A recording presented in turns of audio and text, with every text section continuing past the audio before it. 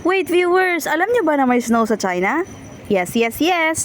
Super legit yan na may snow sa China. So hindi na natin kailangan magpunta pa sa Amerika or sa Canada dahil ang snow ay may experience na natin sa China. Grabe talaga itong China. Lahat na lang ay magagaya. And dahil nga China is murang-mura. Oops, wait! Hello viewers! Welcome to my personal vlog. Lisa here again for another video. And if you're new to my YouTube channel, please subscribe naman kayo dyan. And hit the like button. So for this video viewers, i-share ko sa inyo ang aking experience dito nga sa totoong snow. Yes viewers, totoong snow ito. At saan ba ito? Of course, dito lang ito sa China. Hindi ito sa US or hindi ito sa Canada. So hindi na natin kailangan magpunta pa sa malayong lugar at kailangan mag-asawa ng fam or kailangan magbayad ng mahal para maka-experience sa snow. Meron yan dito sa China. And if magtanong kayo if legit na snow, yes, super legit na snow as in ice. But meron twist dyan. It's legit but it's man-made. So alam nyo ba kung saan ito? Dito lang ito sa Shenzhen. Hindi ko alam kung tamang pronunciation ha, but it's Shenzhen, China. So ito ay malapit dito sa Hong Kong at ito ay tourist destination din. So tayong mga OFW na nandito sa Hong Kong is pwedeng magpunta dito para ma-experience yung snow experience. So merong travel tour dito sa Hong Kong na kung saan pwede kayong mag-group tour kasama ng mga kaibigan mo para ma-experience itong snow. So sa akin naman is dinala ako ng aking employer kasama ang mga alaga ako. So ito na nga yung pinakamaganda dahil meron tayong alaga. Meron ako dalawang alaga dito sa Hong Kong and for that, meron kang chance maka-experience na kung ano-ano man dahil nagbabakasyon sila at of course, since nayaya tayo, sinasama tayo ng libre. So totoong snow talaga ito viewers no. So meron kasama dyan binibigyan kami ng damit. So nakita nyo yung blong damit ko na pang warmer yan. So hindi ka nilalamig and nag-gloves din ako at saka nag-bonnet. So yung gloves wala at saka bonnet hindi kasama. Of course excited na excited ako kahit na nga dito sa Hong Kong walang snow, naka-bonnet at naka-gloves tayo. Ganyan tayo ka-manuals no. So of course nagamit ko yan yung aking mga preparalia sa pagpunta namin sa snow and very useful talaga siya dahil napakalamig talaga viewers. Of course, malamig naman talaga dahil snow. So ayan, reality ng snow talaga siya, super fine and super white. So naglalaro kami dyan ng alaga ko. And I'm so grateful talaga na naka-experience ako ng totoong snow. Sabi ko talaga kahit na hindi na ako magpunta ng Amerika, hindi na ako magpunta ng Canada at mas lalong hindi na ako magpunta ng Japan dahil wala naman tayong pamasahe. Enough na sa akin yung once in a lifetime na experience ko yung ganitong snow. Kahit na man-made itong snow na ito. At hindi ito natural snow, but still it's snow. Kaya happy na rin ako. And of course, hindi ko din pinalampas tong kanilang slide na ice. Ayan, kasama ko yung alaga ko dyan. So kung maririnig nyo lang yung boses ko dyan, grabe yung sigaw ko sa super excitement. At yung alaga kong 3 years old ay tahimik lang siya. So ayan, naglalaro kami at makagawa ka talaga dito ng snowman.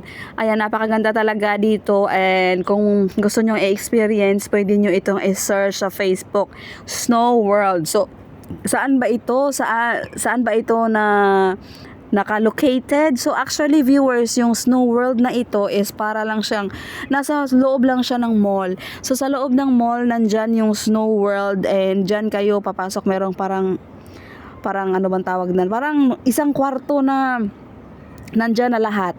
So since na ang kasama ko dito is mga alaga ko, ang Snow World na pinuntahan namin is pangbata. So merong mga horse, merong mga slide, merong train, tsaka marami pang iba't ibang gawain na pangbata. Merong mga cave na ang mga cave is made of ice. So based on my research, nag-research ang Nyaya, no? So, based on my research, of course, natitingin-tingin din ako, marami palang mga snow world or yung mga snow na mga tourist destination sa China. So, according to my research, of course, dahil piling-pilingon ako at nag-research din ako, marami mga iba't ibang mga places na meron ding mga ganitong mga tourist spot, mga snow. And nakita ko nga yung isang kaibigan ko din na nagpunta pero different places siya yung pinuntahan niya and snow din yung pinuntahan niya. So very beautiful, very talaga yung experience natin, unforgettable experience ito. At kahit nakasama ko nito yung amo ko, hindi talaga ako nahiyang mag-video-video dahil kahit kapalan ko na talaga yung mukha ko kasing kapal ng kapitbahay mong chismosa. Dahil once in a lifetime lang ito, hindi ko na alam kung dadalhin pa ako ulit or makapunta pa kami ulit ng the same snow. So dapat talaga lahat ng moment binivideo ko. Kaya nagbi-video-video talaga ako. Alam nyo ba, pag dito sa amo ko, hindi ako makikita ng amo ko naghahawak ng cellphone, but then this time talaga super video talaga ang yaya. Every time talaga na magpupunta kami sa mga different places, minaano ko talaga na make sure ko talaga na I capture all the moment dahil hindi na ito mangyayari ulit. So ayun, actually, I'm very grateful sa aking mga employer dahil pina-experience nila ito sa akin. And grabe talaga yung happiness ko. Yung aming palang paglalaro dyan is only 90 minutes. And if you are asking how much they pay, I don't know. I don't know dahil nahiya naman akong tanungin dahil kung magkano yung binayaran nila. But as far as I know, merong travel tour dito sa Hong Kong na kailangan mo lang magbayad ng 380 for one day tour. Kasama na yung bus, kasama na yung food, kasama na yung lunch, and marami kayong mga places na pupuntahan ay kasama nga ito yung snow, kasama to sa entrance. So probably it's very very cheap. And for everyone's ano ba yun, para malaman ng lahat is sa China napakamura. Yung price ng mga food sa China is kagaya lang din ng Pilipinas. And super mura talaga sa China as in.